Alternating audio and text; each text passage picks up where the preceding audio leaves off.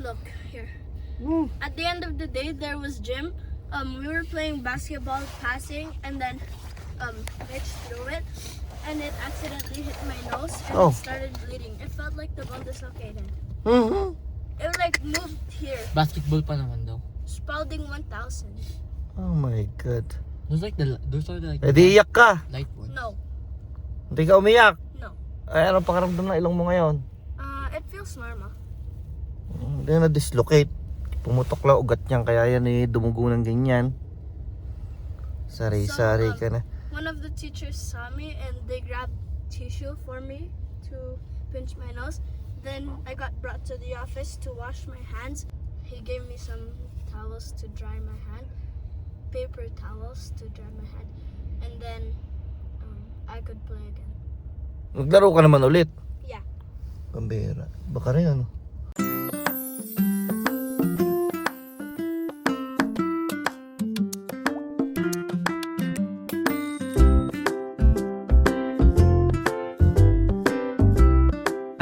Yes, dumating na si Mami. May bago pa merienda. Nakain na agad. Kuya, pakita mo na ipapakita mo kay Mami. Oh, wow! Ano to? Ganda naman ang sulat. Ano sabi? Honor Roll Certificate. This certificate is presented to Matthew Dili, an overall average of 80% in core subjects including religion. No mark below 75 on the entire progress report. Work habits 3 or 4 in all classes on the progress report. Ilan kayo may ganyan? Ilan kayo naka-receive? Sa class? Dalawa lang kami yan. Dalawa lang sila niyan. Yun yung friend mo? Korean. Oo. Bawi na yung yamot mo. Bawi na yung yamot mo sa ano? Sa nagasgas na sasakyan. Alala ko pa rin kanina. Kada bababa ako yun ang madadaanan ko, makikita ko. Naiinis ako talaga. Mo na. Yun maayos. So, yan, di ba? Yun yung mga Ito yung kapalit priceless. award. Yun yung mga priceless. Good job, Kuya. Average of 80%. Pero ang mga grades niya, lahat line Gaganda of eh. 9. Oh, gaganda lahat. Oo. Isa lang ang line of 8 niya, 87? 89. Oo, 89. Yung ano ko, LA ko. Yung LA niya. So, yun. So, last, anong araw ba yun? Last week lang, di ba? Last Friday. Last Thursday. Last Thursday, nag-ano kami kasi, parents teachers conference. So, kinausap namin yung ibang teacher nila na hindi namin nakausap last time. Eh, ayun, napakaganda naman ang mga result na mga sinasabi sa amin. And, Johan din. si Johan din. Nakakatawa lang. Na-achieve nila dito sa Hindi school. naman makakakain. Bawi na yung yamot namin sa bumper na hanggang ngayon gas-gas pa. 3 taon pa lang ang Tatlong sasakyan. taon pa lang, tapos ingat na ingat nga, ding nga. Inis na inis ka Oo. mading ang sasakyan. Yung ayos Tapos nila eh. madadali pa ng gano'n. Wala, yun, hindi yung kasama. Yun lang ang... Yung sa bumper lang yun. Yeah, may dalawa na siyang ding. Dati, maliit. Maliit lang yun, hindi ganun ka-visible. Pero ito talaga, Diyos ko, Ito, lagi laki. mo makikita. Kada dadaan ka dun sa... Kayod yung kayod yung bumper hanggang plastic eh. Kita mo yung itim eh. Sira talaga eh. Buti nga hindi siya, no? Disalign na. Hindi Oo, siya, konting misalignment lang pero hindi naman siya yung nabinglay or nabaklas doon sa sa Pero kuwan. sumala, nag-iba na yung posisyon. Kaya... So malamang papalitan niyo ng mga clips. Hindi ko pa nakakausap kasi actually tumawag na kanina, nagda-drive ba naman ako? Sabi ko tawagan ako after 10 minutes. Sabi niya kung hindi po ako makatawag, anong oras ako pwede tumawag bukas? Sabi ko basta anytime after 4 PM. Para ako sigurado nandito tayo sa bahay kasi yung ano natin. tingin ko, yung sa insurance na natin yon kasi para pag-usapan na yung tungkol sa repair, yung tungkol sa estimate, at tungkol sa kung saang shop natin dadalhin to. Yun lang update. Wala pa talagang update. Balitaan ko kayo kapag na-estimate na-schedule na kasi sa ngayon kasi wala pa rin akong idea sa mga ganito. So base lahat ng information. First time lang din sa amin to eh. Bali lahat manggagaling doon sa mga kausap ko from the insurance kung paano pagpapasok nito sa repair, kung gaano katagal aabutin. So sila na bahala. So bukas siguro ina-expect ko na tatawag sila sa akin. Maaga pala akong dumaan ng shoppers dito kinabukasan, ano? Bale, paglabas ko galing work, dito na ako dumiretso kasi gusto kong bilhan si Johan ng mga something over the counter na cough syrup or medicine. At usong-uso pa lang ngayon sa school, ang pangit ng ubo niya. At dito nga sa Shoppers pa lang, dami mong makikitang magulang na naghahanap para sa mga anak nila. At di ko na rin pala pinapasok si Johan para nga makapagpahinga.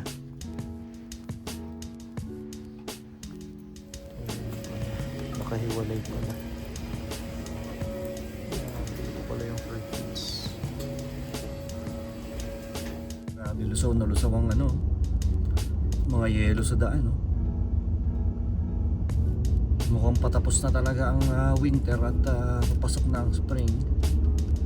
Dahil 14 ang temperature natin ngayong Wednesday. 14 degrees, di ba? Kita nyo naman.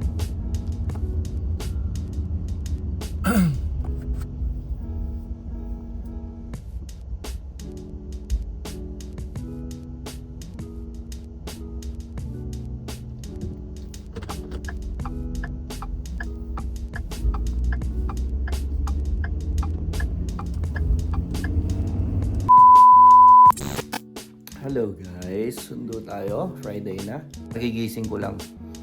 Yan. 3:21 na sa orasan natin. Tuling sundo na kasi Friday. Yan ang masaya. Pagising ko, gutom na gutom ako. Kaya dumukot muna ako ng Skyflakes. Hindi kami nagpapawala ng Skyflakes dito eh. Tapos itong Skyflakes dito guys, ang limit mag-sale sa Asian store. Bumibili lang kami pag sale. Kasi kapag hindi naka-sale yung nito, yung isang basket na ganito, ay nasa $7 siya tayo. Ayan, so makakagutom. Pagising ko, gutom na gutom ako. Wala ako nag-park sa harapan ngayon, kaninang umaga. Ayan. Dito na ako nag-park. A few moments later. May nakita ko!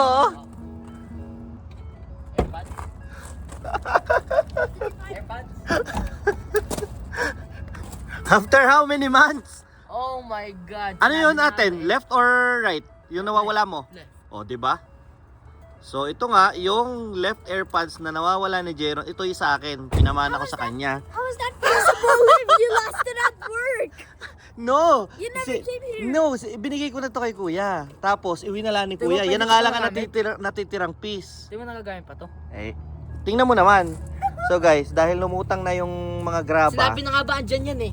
Lumutang na yung graba kasi nalusaw na yung mga yelo namin dito sa likod. Ito, kuya, lagi naaapakan ng truck yan eh. Paano hindi nadurog yan? Man, Ibi. Magagamit to, I think. Ayan ang project mo. Pakintabin mo siya, tanggalin mo lahat ng putik, tapos i-charge mo. Tingnan natin kung gagana pa. Pag gumata pa yan, himala. Kasi buong winter yan na ano dito. 3 months na siya. Ano ba to? Nakalubog dito. I lost it in mommy's birthday. Kaya November nga. 11. So isipin nyo naman, nalubog dyan ng ilang buwan. Sa tingin nyo gagana pa yan? Tingin ko hindi na. Kasi di ba hindi naman ano yan, waterproof? It is. Ha? AirPods are water. Hindi. Hindi waterproof yan. Oh, ito naman, glass ng isa. Sira na naman. Ano ba naman yan? Guys, kailan matatapos yung mga nasisira natin? Bakit ganyan? Hindi, pero ito naman kasi matagal nang sira. Kaso hindi pa namin mapalitan kasi hindi pa nagre-renew ang insurance namin. Ang agang nasira, guys. Kaya balak namin ay bilhan na lang siya ulit ng flexible na pangbata na ganito. Kasi mas okay pa 'yon. Mahilig, active kasi siya eh. Palagi nakikipaglaro, basketball, volleyball. Pagka nadanggil yung ganito, nababakli ka agad. Ngayon lang nakita kasi puti siya. Eh, puno lang siya sa puti. Eh kaya nga, at saka isipin mo, nakalubog din sa mga graba. Ilang beses na nasagasaan ng truck yan eh. Matibay pala yan, ano. Ay, hawakan mo muna to. Kukanin ko yung susi ko. Okay. Hugutin mo yung susi ko, kuya. Pillow. Ako na! O, tira mo, binuksan mo lalo. Ako na nga. Ay, nako. Na, open mo yung pinto. Ay, Yay! Friday! Ano yan? Kuya made a pillow for me. Anong pillow? Saan gawa? Tinahi niya? Knitting. Kuya, magaling ka palang manahi eh. Ang TLE nila, Jeron, ngayon knitting. Tapos meron pa sila cooking eh. Next hanggang April, yung CTF nila, cooking na Guys, tingnan nyo naman. Sunod, tatanggalin ko na yung sako na yon. Summer na kami dito, oh. Nakalagay na yung pang sunbathing ko. Daddy, the Winter Olympics is here and there's 2 Filipinos competing. Really? Yeah, 2 Filipinos. Oh. What do they, But there represent? are 256 Canadians. Philippines has 0 wins, while Canada has 29 Wow! wins. It was created 2,800. Kuya, hindi ko pa nalock yung sasakyan. Nasa yung susi ko. Ilak mo. Abay, binigay ko nga sa ikaw nga nagbukas ng Last pinto eh. Olympics were at 2022 and Ay, Ito mo. another sira na naman. Practice pillow. Yung, sunod yung malaking pilo na. Malaking pillow na yun. Kuya, linisin mo yung AirPods ha. Tingnan natin kung ano mangyayari. Tapos i-charge mo muna ng sobrang tagal. This is shaped like a moon, Ano ba yan? a rock. I could put it as a shine here. Because it's shaped like a moon. Baka yan makabasag dito, Johan ha. Tatapon ko yan sa labas. I want to put in this here. Guys, update nga pala sa Highlander namin. Wala siya dyan. Kasi ginagamit siya ni Mami. So kahit sira, kahit damage yung harap niya, ginagamit siya ni Mami kasi ay more on sa itsura lang naman yung damage niya. Pero syempre, hindi naman tayo expert kaya hindi pa rin natin alam kung ano yung extent ng damage niya. Kasi yung mahirap kasi sa mga syempre, mga bagong sasakyan, di ba? Yung mga tawag dito, yung mga sensors niya, ganyan. Bale nangyari guys, ay nagkaroon pa kami ng miscommunication. Hindi agad nabuksa para sa appraisal yung sasakyan, gawa ng kasi naghintay ako sa tawag ng adjuster. So after kong i-file yung claim nung Sunday, by Monday tumawag na agad yung adjuster. Tumawag ba naman saktong nagmamaneho ako. So sabi ko sa kanya, baka pwedeng tumawag again sa akin after 10 minutes. Tapos hindi na siya tumawag. Pero sabi niya kasi before maputol yung call, kung hindi daw siya makatawag, anong oras daw ako pwedeng tawagan? Sabi ko alas 4 ng hapon. So sabi niya kung hindi daw siya makatawag that day, after nung ibaba niya yung call, tatawag daw siya ng Tuesday ng alas 4. Aba, na-deadman na ako. Dumaan ang Tuesday, tapos Wednesday, walang natawag sa akin. Sa ako palang naisip na, sabi ko, teka, tawag na kaya ako ng Allstate para tawag dito. Nakalik ka na ng malamig. Uy, anak, naka-t-shirt ka lang, inuubo ka pa. Ang lamig. Halika na. Ay. Adi, Ha? buti hindi ko tinapon yung AirPod case. Kaya nga buti nandiyan pa yung AirPod case. Ayan, nasaan na ba yung kwento ko? So, yun na nga ang nangyari. Tumawag ako ng Wednesday. Sabi ko sa Allstate, doon sa hotline nila, sa hotline na ako tumawag. Sabi ko, nag-aantay pa rin ako ng tawag ng aking adjuster para ako mabook na yung, kasi hindi ko alam kung step na gagawin. Hindi pa nabubook yung sasakyan sa pagawaan. So, ayun, natulungan naman ako ang nangyayari pala ganito. Kapag pala tumawag ka sa Allstate hotline, kapag na-hold ka ng 30 minutes at hindi ka pa, nasa queue ka pa rin, ibig sabihin parang overflow line lang daw yung pinupuntahan ng tawag mo. And wala silang may tutulong sa'yo kapag ka naghintay ka ng ganun. Kailangan tatawag ka ng hindi peak hours. Kailangan within mga 5 minutes, may pipick up ng tawag mo. Yun yung mga adjuster din daw yun na nakakatulong. So, noon nga, may nakasagot sa akin. Napuyat ako kasi talagang naghantay ako ng oras para makapasok yung tawag ko agad. Puyat na puyat ako noong isang araw. So, ang nangyari, ibinigay ko na kung saan shop ko dadalhin yung sasakyan. Pagkatapos, binook na nila doon for earliest available na appointment. Kung kailan pwedeng ipa-assess kung kung ano yung damage ng sasakyan.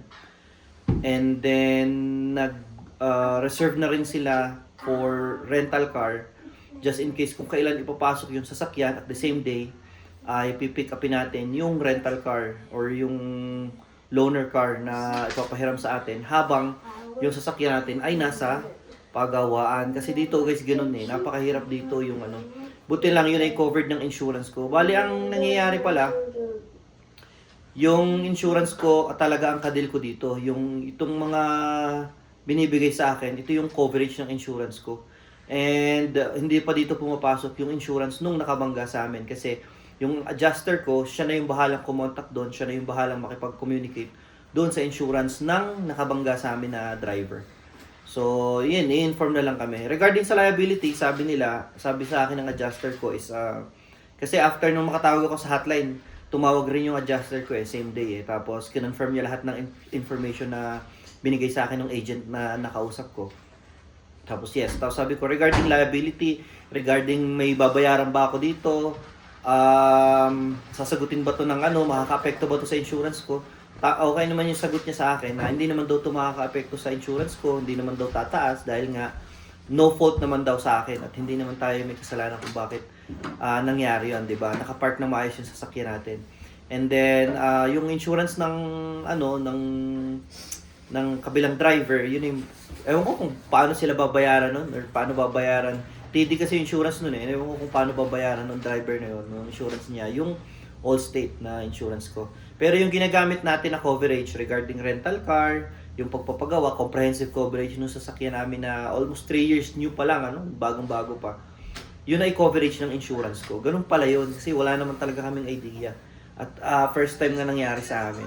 Pero yun, at least in 4 days ay ma-assess na yung sasakyan natin pero hindi pa natin pa rin alam kung kailan siya talaga may ipasok para simulang gawin. And pag sinimulang gawin, wala rin tayong idea pa kung gaano katagal ang magiging pagpapagawa nun. Pero ang sigurado ko is kung gaano man ang abuting ng tagal niya sa paggawaan, meron tayong loaner car na gagamitin ni Joyce pang araw-araw kasi siya kasi talaga yung gumagamit ng Highlander sa work. So yun lang naman ang update guys.